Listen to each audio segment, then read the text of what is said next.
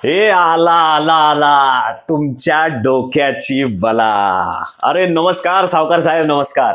अरे इकडे तर अख्खी विधानसभा बसली. आमदार साहेब राम राम. कसं काय काय गावची बात खबर वगैरे? नाही नाही, तुम्ही सगळी ज्येष्ठ सिनियर मंडळी बसली आहेत म्हणून विचारलं. All white collars. काय तुमच्याकडे नसेल तर मी खबरी काढतो ना सगळ्या. ऐका एक एक. माझे जर पैसे मिळाले नाहीत तर तुमची शेतं जप्त करण्यात येतील. माझे जर पैसे मिळाले नाहीत तर उद्या तुमच्या घरांना टाळे लागतील. अहो आमदार साहेब बसा बसा, ऐका की अजून एक आहे, थांबा.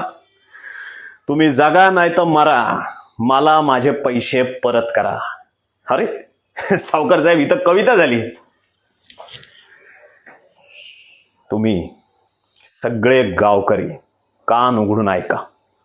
तुम्ही जर ह्या माणसाला एकही रुपया दिलात किंवा तुमच्या जमिनीचे पेपर दिलेत तर तुम्हाला सगळ्यांना पहिला तोडवणारा मी असेल.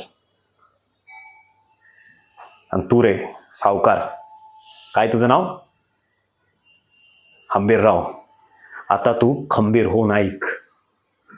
अरे भाड्या, बँका पण एखाद्याला कर्ज देताना ना त्या माणसाची परिस्थिती बघतात.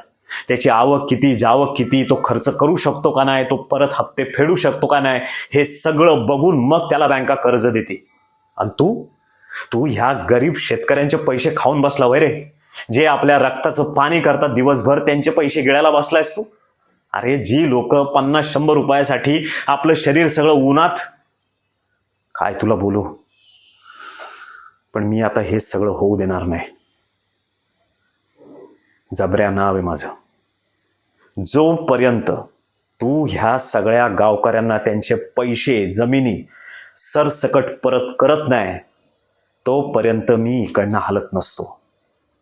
आणि ऐक, तू जर काहीही ह्या सगळ्यामध्ये छक्के पंजे करायचा प्रयत्न केलास तर तुला आणि तुझ्या ह्या सगळ्या मंडळींना मी आणि हे अख्खं गाव पेटवल्याशिवाय राहणार नाही.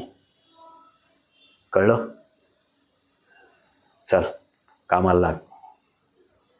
आणि हो जबऱ्या, लक्षात असू दे,